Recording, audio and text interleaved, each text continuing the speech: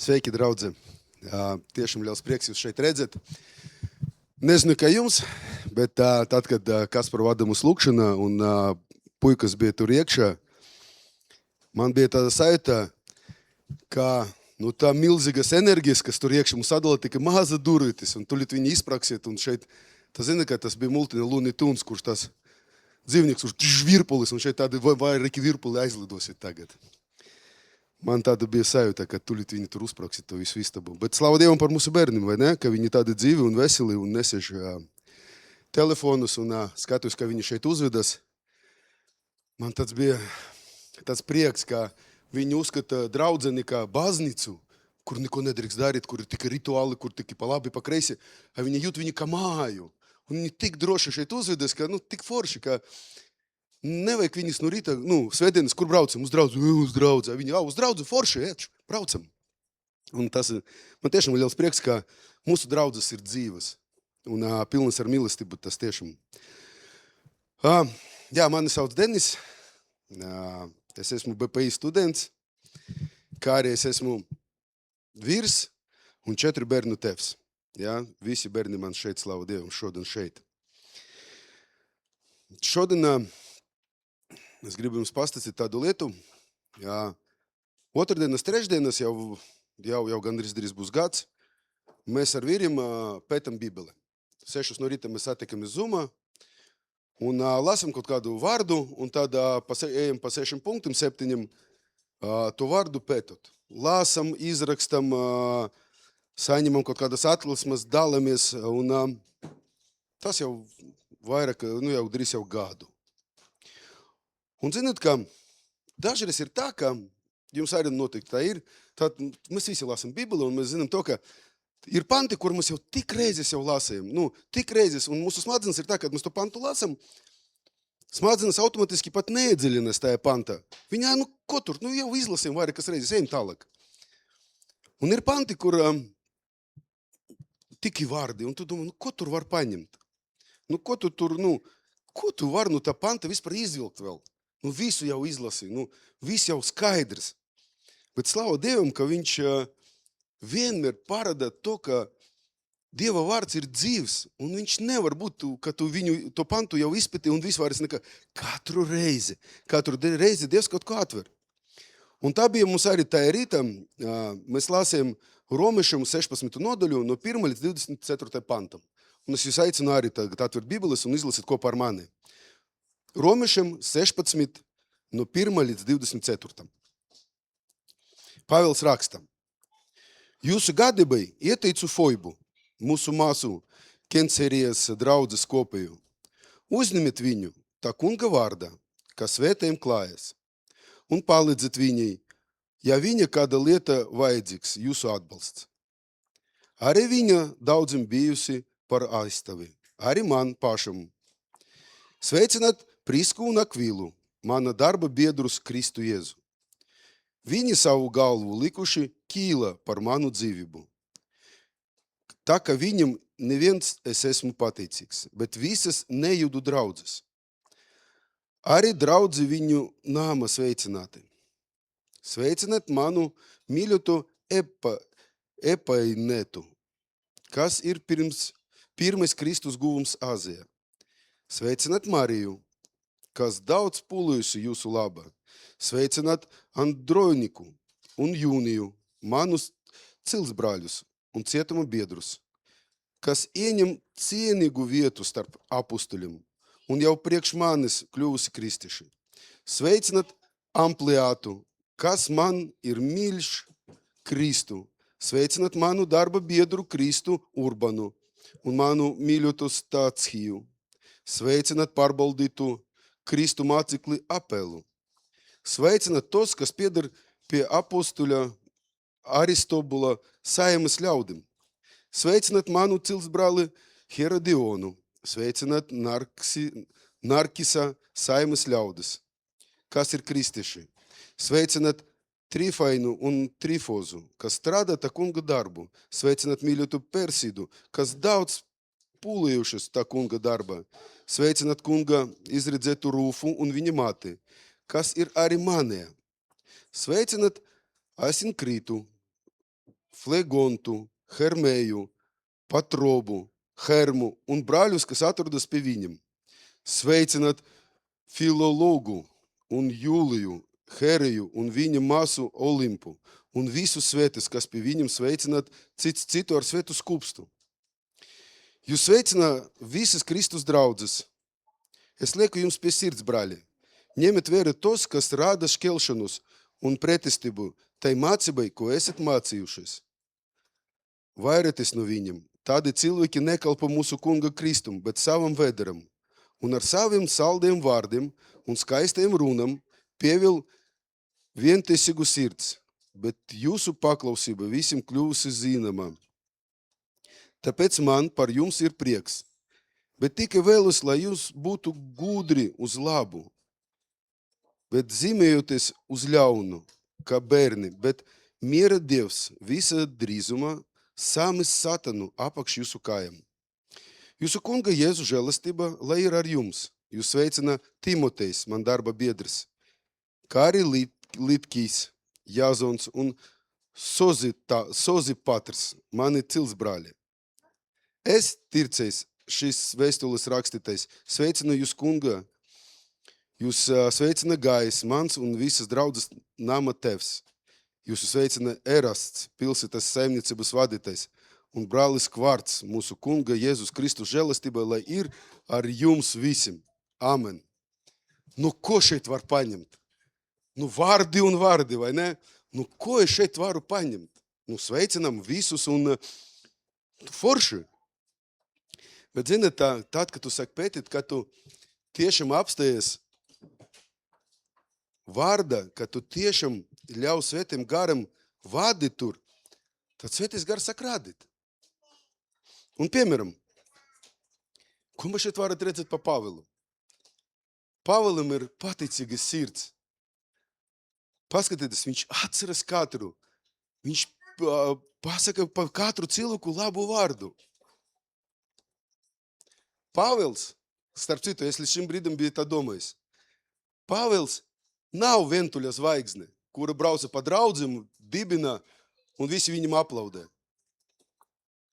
Pāvilam vajadzīga komanda, un Pāvilam bija komanda. Pāvilam vajadzīgi te bija cilvēki blakus.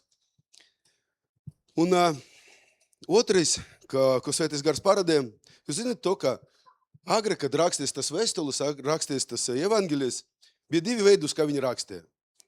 Bija papīrs un pergaments.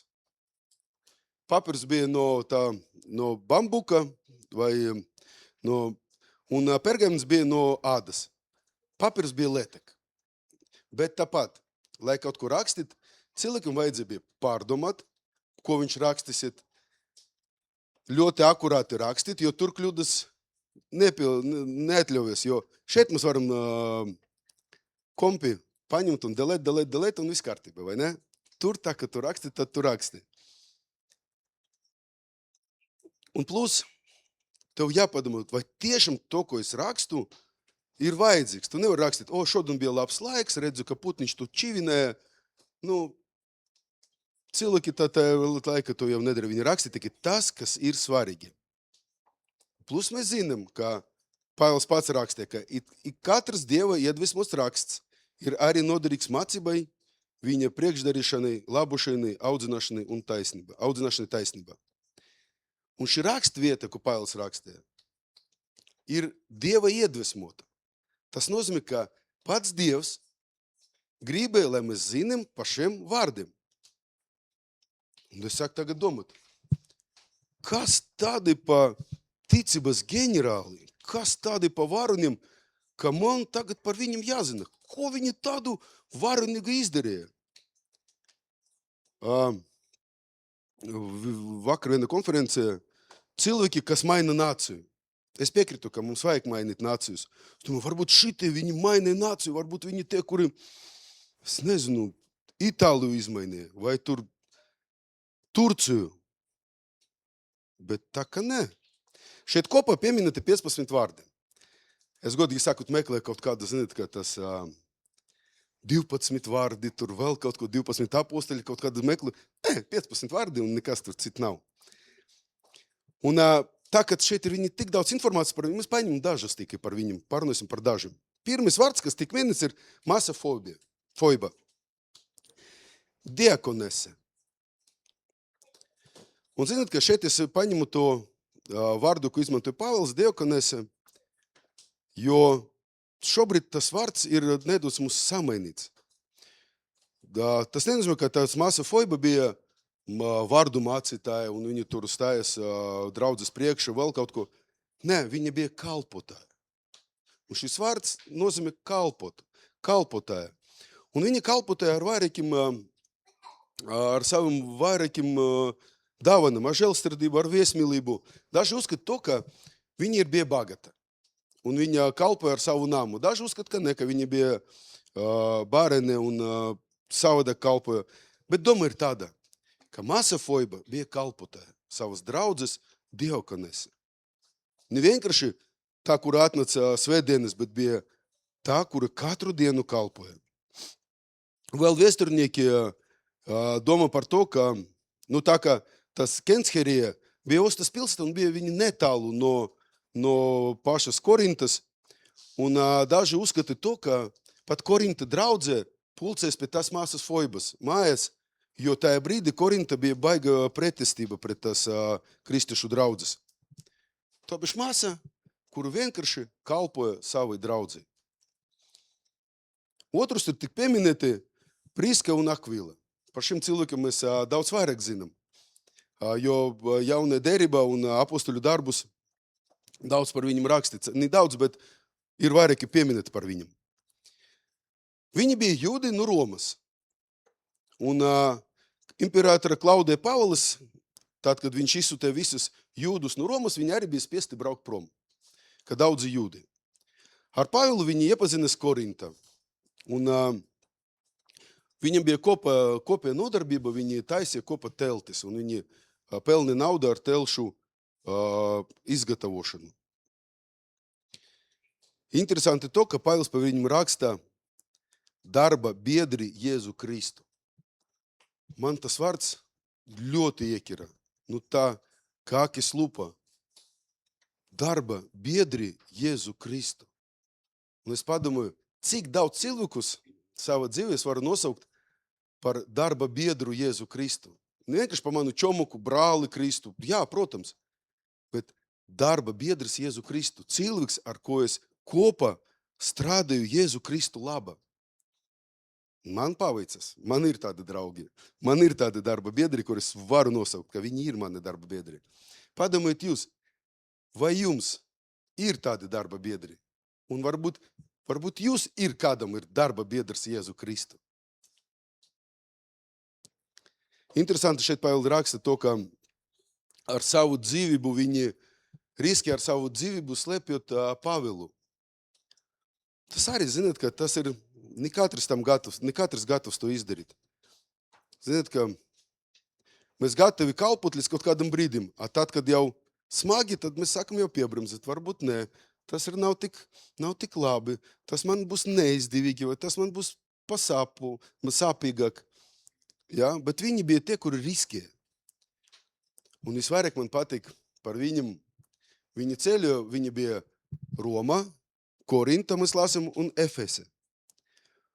Un viņam bija mājas draudze. Un man tas ir tik patika, to, ka viņi braucot uz pilsētu kādu, viņi nemeklē jaunu draudze. Viņi jau bija draudze. Viņi bija tie, kur cilvēki sapulcies. Vienalga, kura pilsētā atbraucot, viņi jau bija draudze. Viņu māja, kur viņi dzīvo, ir draudze. Un jautājums, vai mūsu mājas ir draudzes? Vai tā māja, kur es dzīvoju, kā mēs tagad klausāmies to, ka 60 gadus atdušus bija vajāšana un baptisti bija pagrīdē, vai tagad kaut kas samainīsiet? Vai mana māja būs tāda draudze? Vai, ja kaut kas samainīsiet, vai mana māja iekšā, tā ticība būs tik liela, ka viņa var būt draudze? Tas ir tādi jautājumi, kuriem uzreiz sāk domāt, vai tiešām tā ir. Īstenībā, zināt, ka vesmīlība, ka kristiešu raksturiem Viesmīlība, kā kristiešu tāda raksturīga lieta, ir ieminēta gan Pētera, gan Pāvila vēstules. Un viņi ļoti uzsver uz to, ka mums, kā kristiešiem, jābūt viesmīlīgiem. Mums, kā kristiešiem, gribam mēs vai negribam, mums tomēr jāuzņem viesus, jāuzņem ceļotājus. Un es atceros, kad mēs ar Baibu atveram savu māju, kad dzīvojam šeit Adožos, sākumā, zināt, ka tas bija grūti.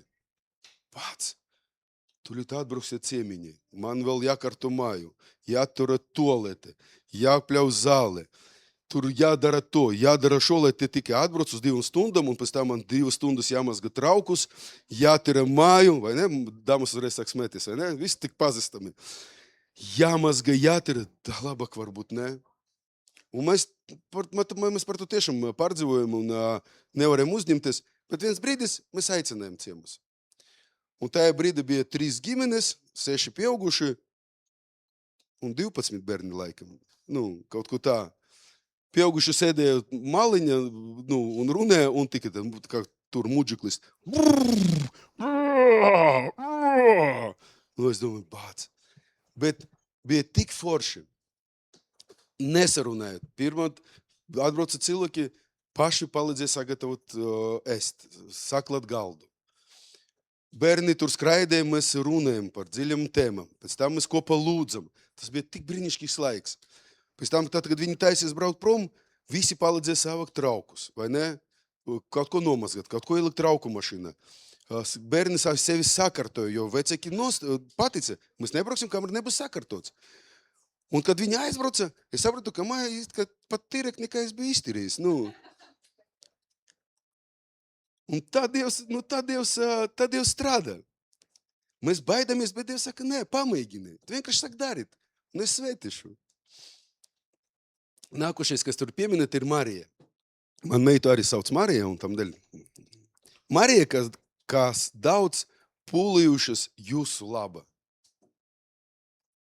Paskatīt, kas skan. Kas daudz pūlījušas jūsu laba. Romieši pat nezina, ka ir kaut kāda Marija, kas par viņu pūlējas, vai ne? Un cik ir svarīgi vienkārši pūlēties un kalpot citas cilvēkas laba. Ne visi mums ir daudz, ne visi mums ir liela māja, kur mums varam aicināt, vai ne? Daži dzīvo mazas mājiņas, varbūt pat vispār izarētas istabiņas. Ne visi mums ir mašīnas, ar ko mēs varam kalpot. Ne visi mums ir nauda, ar ko mēs varam kalpot. Bet, ziniet, nezinu, kā tagad, agrāk ķīniešu kristiešu draudzes sveicina jaunus kristiešus. Viņas teica tā. Tagad Jēzum ir papildus 2 acis, lai viņš varētu redzēt cilvēku vajadzības. Tagad Jēzum ir papildus 2 ausis, lai viņš var dzirdēt cilvēku vajadzības. Tagad Jēzum ir papildus 2 rokas, lai kalpot tam cilvēkiem. Saprotiet, mums ir acis, mums ir ausis un mums ir rokas, lai mēs varam kalpot citam. Jā, varbūt es nevaru šobrīd aizvest Kasparu uz Ameriku. Nav man privātas lidmašīnas, jā. Varbūt man nav kaut kāda būsa, lai es varu aizvest kaut kāda mantas.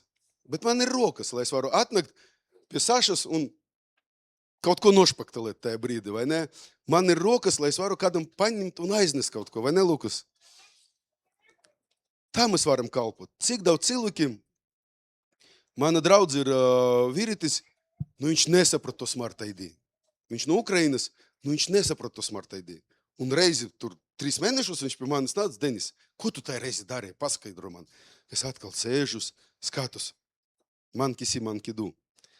Paņem, ieslēdz, nospiež, šādi, viņš, tagad es toši atceros. Paiet 3 mēneši atkal atnes. Denis, ko tu tur darīji? Un tas ir normāli, vienkārši pat šāda sīkuma lieta pakalpot.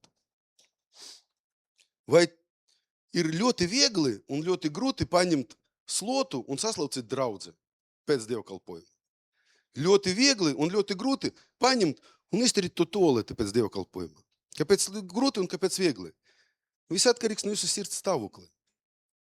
Ja sirds stāvoklis nepareizs, tad būs grūti. Būs grūti paņemt slotu, būs grūti to izdarīt. Bet, kad ir sirds stāvoklis pareizs, tas nav problēmas. Aiziet, paņemt, saslūcēt, tas ir normāli, taču, es nezinu, tas ir normāli, paņemt, saslūcēt. Mans mīļākais teiciens, viegli būt varunim, tad, kad ir viegli. Kad ir viegli, visi varuni. Kad ir viegli, mēs visi varuni, bet pamēģināt būt varunis tad, kad tev grūti. Tad, kad dzīvē, es jau arī dalos to ar draftam, tad, kad dzīve paņem tev kā švamme, saspiešu. Un kas turienes sāk tecēt? Vai mīlestība Dieva, vai atvainojas kakas?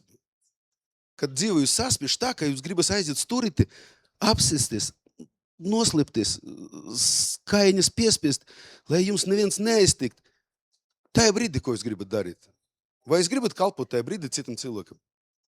Vai jūs gribat lūgt par citu cilvēku? Bet tā ir paša zemākā brīdi, Dievs mūs pārbauda. Ne pārbauda, bet Dievs skatās uz mūsu reakciju. Un arī paša augstākā brīdi Dievs skatās uz mūsu reakciju. Tad, kad mums visi slavē, tad, Denis, kāds tu esi labs, Denis, kā tev sanāca sludināšana, Denis. Un tad tu, jā, Denis. Un tajā brīdī arī Dievs uz mūsu skatās. Dievs saka atklāsmes grāmatā, tu ne augsts, ne karsts. Tu esi remdens. Kad remdens, tad visiem viegli, vai nedzīvot? Remdeni, atnācam, pasēdējam draudze, svētdien. Pa nedēļu, tas ir mana darīšana. Viss kārtībā. Jā, tējam tālāk. Kā pēdējais pieminēšu tāda Rufa māte. Priekš manis tas vispār bija kaut kas. Par viņu ir teikti 4 vārdi. Kas ir arī manē? Rufa māte, kas ir arī manē? Tik maz, bet tik daudz. Pāvils saka, Rufa māte, kura bija arī mana māte. Iedomājies, sieviete, par kuru mēs vispār neko nezinām. Pat vārda nav. Rufa māte. Bet viņa izdarīja tik daudz, ka viņa bija Pāvilam kā māte. Un zināt, ka īstenībā draudzes trūkst sievietes, kuri ir kā mātes. Draudzes trūkst tādas sievietes, kuri vecmāmiņas, teiksim tā, ja? Un vectēvi arī starp citu trūkst. Jūs pamanīt to, ka es vēl atceros to laiku, kad ej pa ielu un iet vectēvs ar mazbērnim. Vectēvs ar mazdēlu makškeri, vectēvs ar mazbērnim kaut ko dara. Pastaigājieties, tagad pavērojat īstenībā. Vectēvus nav. Vecmātes, dažreiz var satikt. Kur pazuda? Kur visi pazuda? Un tādas Rufu mātes mums trūkst. Mums trūkst sievietes, kas māca mīlēt. Mums trūkst sievietes, kas mīl, tāpēc, ka es, kā vecis, es nevaru iedot tādu mīlestību. Es nevaru. Ar visu gribu, cik es jūs mīlu, cik es mīlu cilvēkus, es nevaru iedot tādu mīlestību. Bet sieviete, kur ir tāda mīlestība, kur var pieiet pie tevis un vienkārši paprasīt, kā tev iet. Aiziet ar tevi, vienkārši parunāties, un viņi ir tā mīlestība, kuru tev atver. Tā mīlestība, caur ko Dievs strādā, Svētais Gars strādā un maina tavu sirdi. Es, kā vecis, varu pienākt pa pleci tik iešūt un tur, kā iet, labi, Vai dažreiz jūs to gaidat? Nē, dažreiz tiešām gribas mātes mīlestību. Bišķi atkapē par to mīlestību. 2. jūnijā nomira mana mama. Es par to gribu pastāstīt, bet Dievs ir tik brīnišķīgi un tik žēlīgs, ka nedēļu iepriekš man bija gods vadīt manu mammu pēdējā lūkšanā. Un mana mama pieņema Jēzu Kristu. Viņa bija 86 gadi un 10. augusta viņa būtu 87. Mēs ar baibu ilgi gājam tam.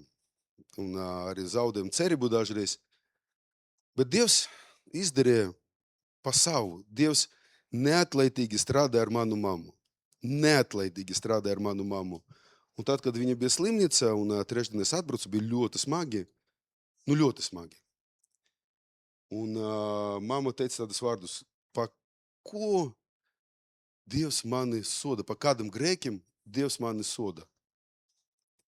Un tur brīdī man bija tāds vienkārši iekšā galva balss tagad.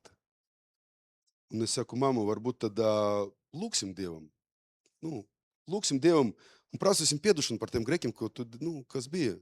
Jo Dievs grib piedot grēkus. Un viņa negaidīt pateica, jā, lūksim. Un es vadu viņu lūkšanu, viņa atkartoju ar vāju balsi, dažreiz man vajadzēja klausīties, vai tieši viņa to pateica. Bet viņa ar tīra sirds, viņa lūdza, un tas bija ceturtdien, trešdien, un nākšanu dēļ otrdien mamma nomira. Redzēt, ka Dievs gaidīja, ka Dievs, viņš taču mamma varēja ātrāk nomirt. Nu, teiksim, tā aiziet uz elli, ja? Bet Dievs līdz galam gaidīja, lai mana mamma pieņem viņu sirdi, un tad paņema mājās. Un vairāk viņš viņu nemocēja, viņš vienkārši paņema mājās. Un vēl, ziniet, cik bija brīnišķīgi. Trešdien mamma pieņema Jēzu Kristu. Ceturtdien es aizbraucu uz draftu, vīru draftu. Es izgāju visu vīru draftu. Svētdien es atgriežos. Un pirmdien man bija vēl iespēja aizbraukt pie mammas, ar viņu parunāties. Un otrdien tika mamma nomira, Dievs viņu paņēma. Kā Dievs arī ar mani strādāja, lai es varu mierīgi kalpot drafta, atbraukt mājās, atpusties, aizbraukt pie mammas, ar viņu parunāties, un tik tad mamma aizgāja prom. Ka Dievam vienmēr ir viss ir sakārtots. Tas bija atkapītiem.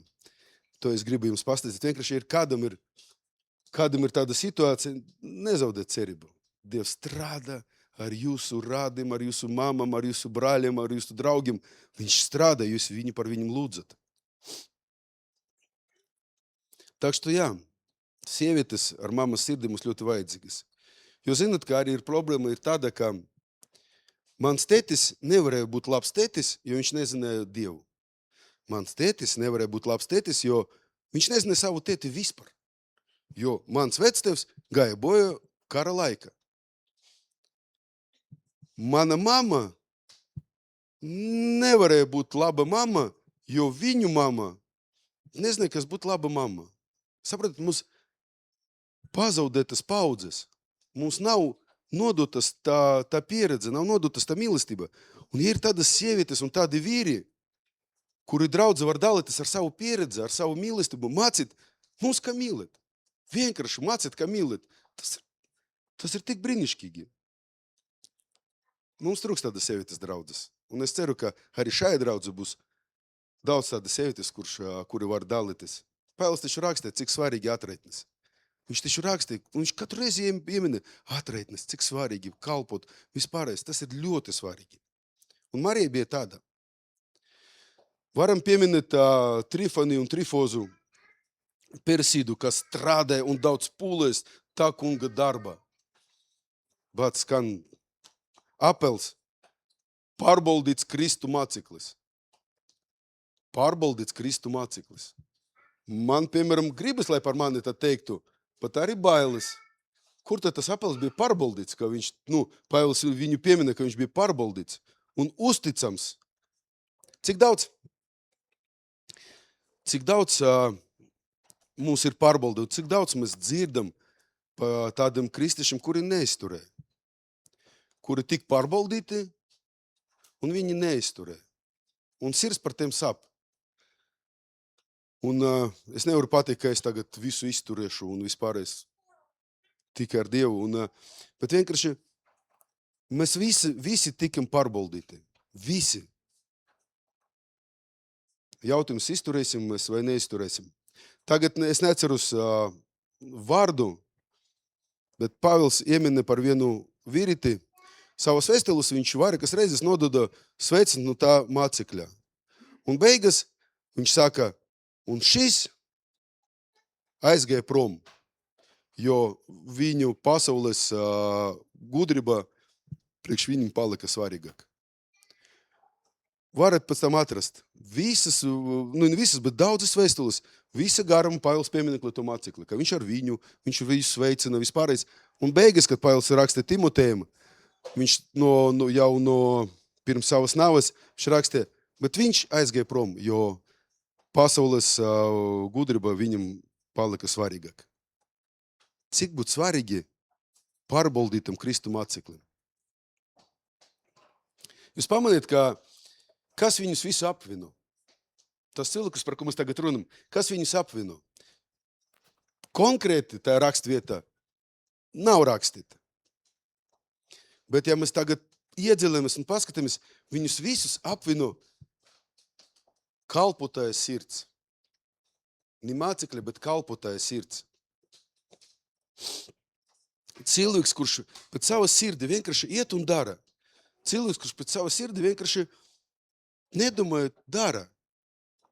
Es viņu pat varu tā parfrazēt. Viņus visi apvino to, ka viņi dzīvo kalpotāju dzīvi. Un cik svarīgi mums, kā kristiešiem, dzīvot tādu dzīvi. Ne vienkārši būt kalpotājs tad, kad vajadzīgs. Jābrauc pakalpot drafta. Jābrauc pakalpot drafta. Jāiet svētdienu pakalpot. Jāiet svētdienu pakalpot. Bet no rīta līdz vakaram dzīvot kalpotāju dzīvi. Kalpot savai ģimenei, sievai, bērnim. Tad, kad tipaši gribas viņus nožņaukt, kalpot viņam. Cik svarīgi būt kalpotājiem tad, kad tev negribas būt kalpotājiem. Tad, kad tev piezvan un saka palīdzi, bet tev negribas to darīt. Iet un darīt. Un man liekas, ka šitam cilvēkiem pat nebija nekādas jautājumas, iet vai neiet. Viņi gāja un darīja. Un cik svarīgi, ka tu esi tāda komanda. Es pamanīju to, ka Pāvils viņus visus apvienoja. Un cik svarīgi būt tāda komanda, ka tu vari ņemt piemēru ne tikai no Bībeles pantiem, bet tu vari ņemt piemēru no tiem cilvēkiem, kas tev blakus. Tu vari paskatīties, skatos uz Lukasu, es gribu būt tāda kā Lukas šajā jomā un darīt. Skatos uz Sašu, es gribu būt tā kā Saša tajā jomā. Un es ceru, ka viņi arī skatot uz mani, arī pieņem no manis kaut kādu piemēru. Bet redzēt, pretī tam cilvēkiem, Pāvils raksta, ka ir tādi, kuram interesē tikai savs vēders. Viņi nav kalpotāji sirds. Viņam interesē savs vēders. Es lieku jums pie sirds, brāļi, ka te cilvēki kalpo savam vēderam. Filipiešiem Pāvils pa tādiem raksta, viņu gals ir pazušana, viņu dievs ir vēders, un kauns viņam ir gods, viņu prāts vērts uz zemes lietām. Arī ir tādi cilvēki, un Pāvils raksta ne par pasaulē, Pāvils raksta par cilvēkiem draudzē, ka ir tādi cilvēki arī draudzē. Galā mēs varam pieiet pie šita te lietas, ko teica Jēzus. Kur ir tava bagātība, tur būs tavs sirds. Kas tev ir svarīgs, tur tu iesi. Kā kūgis. Kūgim jūs uzlikat autopilotu, un viņš ies uz turini. Jūs varat griezt to šturvalu, kā jūs gribat. Bet tik jūs palaidat šturvalu, viņš atgriežas atpakaļ, un kūgis atkal ies uz to vietu, kur viņš iet, kur bija uzlikts. Un mēs varam telot, mēs varam cīnīties. Ja mūsu sirds nav pareiza vieta, mēs tāpat pagriezīsimies tur, kur mūsu sirds. Mēs tāpat iesim uz tur, kur mūsu sirds, jo mūsu sirds tur, kur mūsu bagātība. Kas man ir svarīgs? Man svarīgi kalpot cilvēkam. Tad es darīšu to. Man svarīgi mans vēders. Es darīšu visu priekš sava vēdera. Es svētdienas varēšu saņemties, svētdienu nosēdēt, pasmaidīt, palūgt, pacelt rokas, hei, atnācot mājās. Es visu nedēļu iešu uz savu vēderu. Un galu galā mans darbs būs zināms. Jo Jēzus teica, ka viņus jūs atpazīsiet pēc viņu augļiem. Piedodieties, ja kas krievu valoda man ir pirma valoda un latviešu valoda ir otra. Kad mēs iepazīstamies ar sievu, viņa speciāli nerunā ar mani krieviski, lai es samācījos latviešu valodu. Jā. Tamdēļ paldies, Baibai, ka es stāvu jums priekšā. Jā. Un kā to visu paņemt? Es tagad runāju par sirdi, runāju par visu, bet galu gala, kas maina? Maina Jēzus Kristus. Galu gala, kas maina manu prātu, manu sirdi, manu attieksmi pret dzīves, pret citiem cilvēkiem? Tikai apziņa, ka Jēzus Kristus samaksāja par mani. Galu gala, sapratu tikai to, ka bez Jēzu Kristu es neko nevaru izdarīt. Un es savu dzīvi pilnīgi atdodu Jēzum Kristum. Tikai tas var man mainīt. Ar savu prātu es neko nevaru izdarīt. Ar savu gribu es neko nevaru izdarīt. Tikai Jēzus Kristus, kas nomira par manum grēkiem, kā rakstīts, un trešā diena augšām cēlies, kā rakstīts, ir tas vērts, ko darīt, kāpēc es to visu daru. Un ziniet, ka kristītība nav kaut kāda abstrakta lieta. Kristītība tas nav kā filosofija kaut kāda, ka mēs varam pasēdēt, papilosofēt. Kristība ir cilvēki mūsu apkārt. Skatieties apkārt, jūs redzat kristiešus un redzat to kristītību. Un ziniet, ka Dievs, viņš neprasa jums staigāt par ūdeni. Dievs neņem, piemēram, kādu un jums saka, ejam staigāt pa ūdeni, ja jūs neesat gatavi. Dievs neprasa no jums tādas lietas, uz ko jūs neesat gatavi. Dievs neprasa no jums braukt uz Āziju vai uz tuviem austrumiem un nomirt viņu dēļ. Ja jūs neesat tam gatavi. Ja jūs esat gatavi, varbūt tas jūsu dzīve ir. Es nezinu, bet šobrīd Dievs neprasa tā. Viņš neprasa aiziet tagad uz Vējupi un tagad pāriet Vējupi kā pa sausu. Viņš to neprasa. Bet Dievs, kas mums prasa, viņš prasa mums būt disciplinētiem, mazas lietas. Kad mēs mazas lietas ir disciplinēti, kad mēs pamanam mazas lietiņas, kā mēs varam pakalpot, kad mēs varam kalpot ar saviem dāvanam maziņam. Ne visiem ir lielas dāvanas, ne visi ir apustuļi, kuri maina nācijas, ne visi ir tādi slavētāji, kā Tolbergu ģimene, vai ne? Ne visi tur kaut kādi skolotāji, kuri var mācīt un vispārējais. Bet mēs visiem ir mazas dāvanas. Mums visiem ir dāvanas, ar ko mēs varam kalpot citiem cilvēkiem. Mums ir kaut kādas lietas, ko mēs varam pakalpot. Mums ir Jēzus Kristus, kurš var parādīt, Svētais Gars, kurš var vienkārši parādīt. Un mums jābūt jūtīgam pret Svētu Garu. Mana mīļākā rakstvieta, tad, kad Dievs prasa Salamonam, ko tu gribi, es dešu tev valsti, es dešu tev tautu. Bet Salamon teica, es gribu, visas tulkojumus mums raksta gudru sirdi. Bet, ja mēs paņemsim oriģinālu valodu ebreju, tas vārds arī nozīmē dzirdušu sirdi. Salamon teica, Dievs, man nevajag bagātību, man nevajag tavu tautu, man vajag dzirdušu sirdi, kas dzird tevi. Un Dievam tas ir tā patika. Viņš bija tik priecīgs, ka viņš iedeva vispārēju Salamonam. Mums vajadzīga tā dzirduša sirdi, lai mēs nepaim garam. Tam maziem lietam, ko mums jāizdara. Es eju uz beigam. Ziniet, kā dažreiz liekas, ko Dievs, kāda man kalpošana, varbūt tāda milzīga vēl kaut ko. Mēs esam visi sapņotāji. Būsim godīgi, visi mēs sapņojam par kaut ko un par lielam lietam. Bet ir tāda anekdota, viņa man vienmēr atgādina man, tādu dzīvi. Cilvēks nomira stājas pret Dievam, un cilvēks prasa, Dievs, kāda bija mana dzīves jēga, ko man vajadzēja izdarīt, uz zemes? Dievs saka, atceries 86. gadu, tu brauci no Maskavas uz Kaliningradu. Viņš saka, atceros. Atceries, tur bija Džeks kupē sēdēja. Viņš, atceros. Atceries, viņš atvera vistu, un viņam nebija sāli. Atceros, un tu iedevi viņam sāli. Jā, atceros. Viss. Saprotat, mēs visi gaidām kaut kādas lielas lietas, un es nekalpošu, un tūlīt es sagaidīšu to lielu lietu, un tad sākšu kalpot. Dievs saka, kalpo tagad, ar mazam lietiņam, iedot kādam sāli, aizi kādam palīdzi, izdari mazu lietiņu. Un šādam mazam lietiņam mēs mainīsim nācijas. Ar šādam mazam lietiņam mēs mainīsim mūsu ādažu. Nu, mainīsim adažas, samainīsim Carnikavu. Pēc tam, kas tur, Jūrmalu, Kalngale. Un Vidzima jau nomainīta, Vidzima ar Jēzu Kristu. Tālāk Latgale, pēc tam visa Latvija. Vai ne?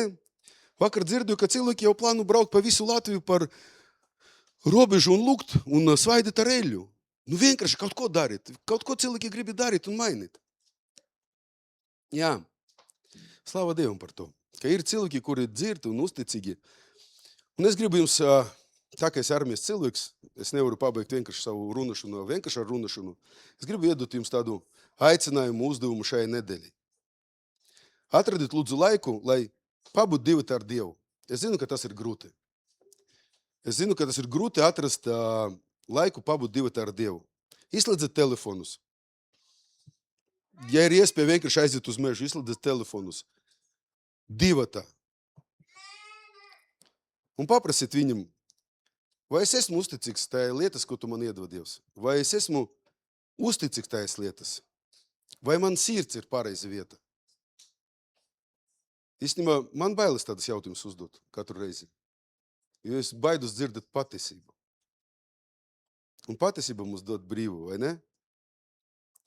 Un trešais jautājums, ko es pierakstīju vakardien, jau pašu vakaram. Paprasiet Dievam, vai ir kādas lietas, no kuriem es neesmu gatavs šķirties pat tava vārda dēļ? Vai ir mana dzīve tādas lietas, ko es noslapu tik dziļi savā sirdī, es negribu ar viņiem šķirties? Ziniet, tas ir Gredzenu pavilnieks tāda filma, un tur bija tāds, es nezinu, kā viņu sauc, tur ar Gredzenu, viņš mans. Un vai ir jūsu dzīve kaut kas tas, ar ko jūs negribat mainīties, no ko jūs negribat šķirties? Jā, paldies jums. Šodien man ir viss.